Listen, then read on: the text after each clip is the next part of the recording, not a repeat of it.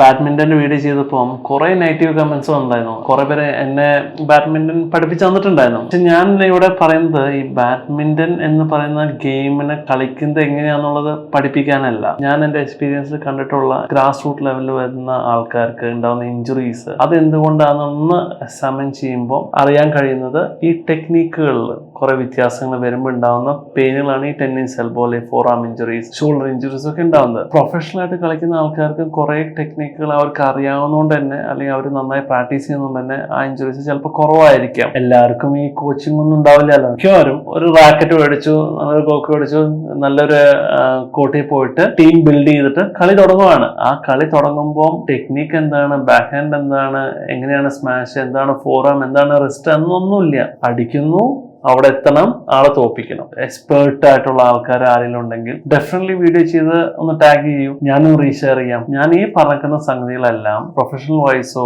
ഒന്നും എടുക്കാതെ, റീഹാബോ സ്ട്രെച്ചിങ്ങും കാര്യങ്ങളും ഇല്ലാതെ ഇഞ്ചുറീസ് മാത്രമായിട്ട് വരുന്ന ആൾക്കാർക്ക് വേണ്ടിയിട്ട് ഞാൻ ചെയ്തിട്ടുള്ള ഒരു വീഡിയോ ആണ്. ചില ആൾക്കാർ മെൻഷൻ ചെയ്യുന്നുണ്ട് പവർ ജനറേറ്റ് ചെയ്യുന്ന ഷോൾഡറിൽ നിന്നല്ല റിസ്റ്റിൽ നിന്നാണ്. എന്നെ സംബന്ധിച്ചോളം റിസ്റ്റ് ഇതാണ്. ഈ റിസ്റ്റിൽ നിന്ന് പവർ ജനറേറ്റ് ചെയ്യല് വളരെ കുറവായിരിക്കും. സ്കിൽസ് അതല്ലെങ്കിൽ ആ ഒരു ഗെയിമിൽ ചില പാറ്റേണുകൾ കൊണ്ടുവരാനായിട്ട് അത് ഹെൽപ്പ് ചെയ്യും. പവർ ജനറേറ്റ് ചെയ്യുന്നുണ്ടെങ്കിൽ ഷോൾഡറിൽ തന്നെ വരണം. വി ഹാവ് നമ്മുടേതായ ഒപ്പീനിയൻസ് അല്ലേ, അപ്പൊ ആ ഒപ്പീനിയൻസ് ഷെയർ ചെയ്തേ ഉള്ളൂ.